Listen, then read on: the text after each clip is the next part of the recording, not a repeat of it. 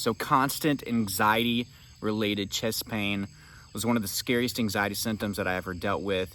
There were periods where it would last weeks or months from the moment that I woke up or a few minutes into me waking up until I would hopefully eventually fall asleep, which was very hard for me to do. I had trouble with anxiety related insomnia. So some nights I wouldn't get any sleep. So I would deal with chest pain even all throughout the night. So basically there would be periods of time where the only relief I would get from the chest pain would be whenever I was unconscious and sleeping. And then I would wake up, and again, either I would feel that tightness within a few seconds, or I'd get a few minutes of peace maybe, and then I would sabotage the situation. I'd look for it, where's it at? Or I would just start to get naturally anxious because I'm awake now and anticipating things to go badly, and then my chest would tighten up. In the beginning, that is where I manifested a lot of my physical anxiety tension, right? A lot of it happened here. Now, I had it everywhere, don't get me wrong. I still had tension in my back and all over my body, right? And I still dealt with digestive symptoms and everything, but whenever I would feel especially consciously anxious, the first place that I would feel it would be in my chest, and it would just be general tightness, which would then translate into pain. Different levels of pain. I have a video where I talk about all the different types of chest pain that I had, but to briefly kind of go over that, I could have it up high, I could have it lower than the sternum area, I could have it right in the middle where my sternum is, I could have it on the left side, I could have it on the right side. These pains could move around, or it could be in one spot for days or weeks at a time. I could have shooting pains, I could have pain from movement. I could have kind of like a crushing heaviness on my chest, which is scary because when you look up some of these things on Google, which I highly suggest you not do, a lot of these things are going to tell you that you could be having a heart attack. And I made the mistake when I had my first major panic attack in doing so, and it made the situation worse. And then I was like, oh my God, I'm about to have a heart attack at 21 years old, even though I didn't fit the mold for that, right? But I saw chest pain, fast heart rate, numbness, tingling, and guys, I would have all these symptoms as well. So when you put all that together, you think that you're having a heart attack or you're a walking heart attack. So when you start to have chest pain and you give it that attention, you entertain it with fear, the chest pain is now justified, just like with any symptom that you have. The ones that you fear the most, those are the ones that you get the most, right? Because that's the signal, that's the symptom that's working. See, your body and mind is trying to protect you. It's actually doing what it feels is justified. It's trying to get you to safety. It wants you to fight, or it wants you to run away. And the chest pain that you're dealing with is just a byproduct of the fight or flight, right? And there's different levels, obviously, to fight or flight. You don't have to have the gas pedal all the way down, being in a full panic. You know, you can just be kind of rimming the engine all throughout the day, so you can still have these symptoms. So once you entertain it with fear, you justify that the symptom is needed, so it continues. And then it becomes more chronic. It's like your chest pain becomes a habit of the body and mind, right? It just becomes a habit. So that symptom takes off. It starts to happen even whenever you're not consciously anxious. That scares you even more, messes with your acceptance even more. You're trying to find answers, you're going to the ER, you're calling the ambulance, you're making doctor's appointments. And guys, in the beginning, I do highly suggest that you make a few of these appointments. In fact, do whatever you can to see a specialist as fast as you can, so you can get concrete evidence that you are healthy from an expert, right? Somebody that's seen thousands of people, you know, probably half of which had anxiety and they didn't have a heart issue, just like yourself.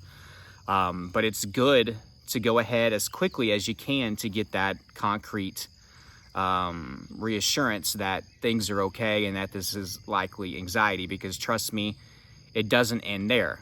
We think it does, but you're going to go back home, most of you, after you get this test done, and you're going to be sitting on the couch. You're going to be thinking, oh, I got a second chance at life. And then you're going to feel that pain, right? Because the subconscious doesn't necessarily care right then and there that you went to go get that reassurance from a doctor or a specialist. So all it knows is that it needs to continue to send you chest pain. That's what it's been doing for the past month or few weeks or 6 months, right, before you had these tests done or before you got that reassurance. So it's not going to just automatically stop that because you went to the doctor. So that confuses us. We think that it should stop because consciously we felt good whenever we were told that we were okay and that we were healthy. The conscious and the subconscious are two different things. They operate differently. Your subconscious is a lot of your past, or in fact, it's your whole past. All it knows is that the past 6 months, it's been scared that something is wrong and you've been justifying it, right? You've been saying, yeah, I'm scared too. We're going to die. Something's wrong with our heart. So the chest pain is kind of on autopilot. So now we have to convince the subconscious that there's nothing wrong, and we back that up with our actions, right? We're not checking our heart rate. We're not checking our blood pressure. We're not Googling our symptoms. We're not pushing around on our chest. We're not responding in fear whenever we feel the chest pain creep up. You know, we're saying the right things. Look, we got checked out. We're okay. You know, this is anxiety. It's hard to accept. I get it. But I've been making the mistake of responding in fear. I've been freaking us out too. I've been freaking you out whenever you were freaked out. I freaked you out even more. I've been justifying that the symptom is needed. I'm sorry. But this is not needed, subconscious. We are okay. We are watching TV. Okay? And then you back it up with other actions, right? What does a healthy person do? They work out. So I'm going to start working out. And I know that's scary to do whenever you are dealing with chest pain. Ultimately, the thing that got me out of my heart anxiety finally, even after seeing a lot of doctors, the thing that actually did it for me was turning to exercise so I could finally say, see, look what we did. Look what we did. We just ran, or we just did a bunch of push-ups, or we did this YouTube workout or whatever. I probably wouldn't be able to get through that if there was something majorly wrong with my heart, or if I'd had a lot of little mini heart attacks in the past, or if I had heart damage, you know. And by the point I started doing the exercise, I was about 1.5 years, probably closer to 2 years into my heart anxiety at this point. And finally I'd had enough, and I was actually going to go to the ER again. And I was just like, you know what? I'm not doing that. They're going to tell me the same stuff. So I went out for a run, and I was like, oh my God, finally I can let go of this and accept that there's nothing freaking wrong with my heart. I would have died tonight. And I know it seems risky. You think you're taking a huge risk, even though you're not really taking a risk at all. You've been checked out by an expert that you're healthy enough for that. But for me, I still felt like I was taking a risk. So your first step is you have to get your initial reassurance from a doctor. You need to at least go see your primary physician and get a basic EKG and some blood work done, and just explain to the doctor everything that you feel and what's been going on. And if you need to get another opinion, for a lot of you, you're probably going to try to take it to the specialist level. Do that.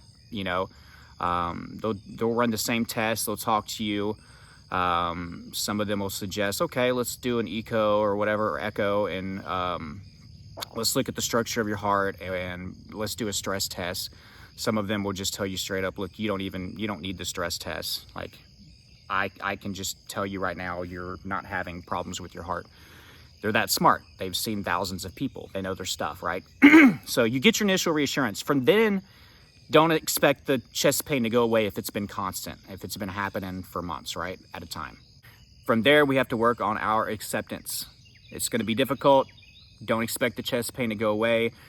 We have to start responding the right way. We have to give evidence to our subconscious that we're healthy, and we have to give context as to why we are safe and why this symptom is no longer justified and why we don't need it anymore.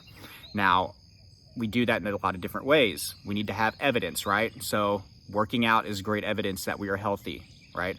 We also have to change our actions. Stop living like a heart patient if you want your subconscious to believe that there's nothing wrong with your heart. Stop checking your vitals all day when your doctor hasn't told you to do that, right? Stop checking, your blood pressure.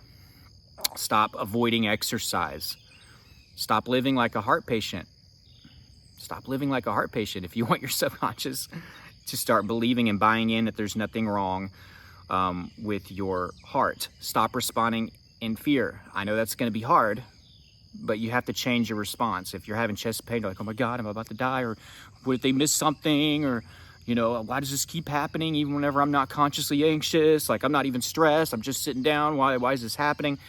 That's just going to add fuel to the fire, and it's going to continue. Change your response. Again, give safety, give context. Tell your subconscious why things are okay, why things are safe, why your heart's healthy, and then back it up with your actions.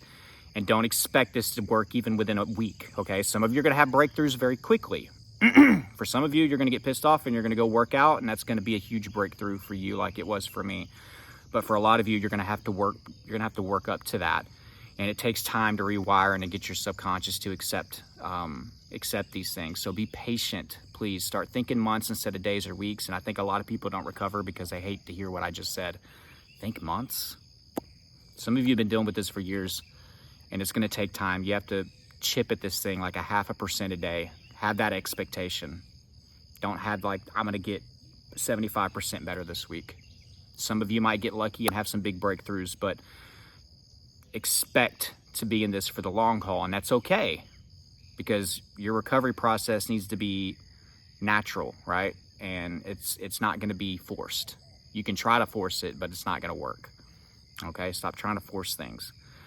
Take it slow, slow the pace, make gradual changes in your life, your diet, your exercise. And also, we have to fix the things that cause us stress in the first place. I haven't even mentioned that. Whatever led to that first panic attack, whatever led to stress in your life getting so bad that it manifested in physical symptoms like chest pain, you have to fix that. You have to fix those things. Otherwise, this is just going to come back with a vengeance. You can get past this chest pain thing and finally accept there's nothing wrong with your heart, but what about what caused that chest pain to begin with? Then we're going to move on to something like stomach pain. And see, that was my problem. I went from chest pain, stomach pain, to head pain, to fearing lymphoma and different forms of cancer, neurological diseases, stuff like that, because I didn't fix the inner workings that was causing all of this. So you still have to identify those and work on those. But if you want more help with your anxiety, guys, please check out my course, Elite Anxiety Bootcamp. It's been helping so many people.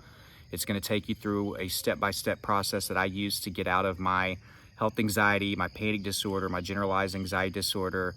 A lot is packed into that course. You can see the curriculum on that link, so you can actually see what's in the actual program, and there's some reviews. I've been reading some testimonials on a lot of my previous videos.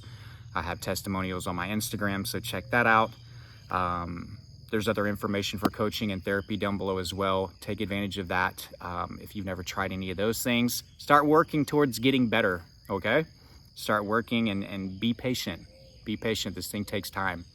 I love you guys. I hope you got value, and I will talk to you later.